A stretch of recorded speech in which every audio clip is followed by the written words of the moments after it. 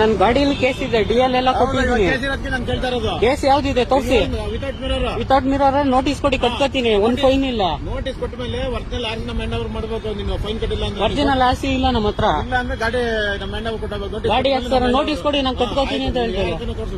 ತೋರ್ಸ್ಕೊತೀನಿ, ನಂಗೆ ಗೊತ್ತು. ನಾನು ಒರಿಜಿನಲ್ ಆರ್ಸಿ DL ಇದೆ.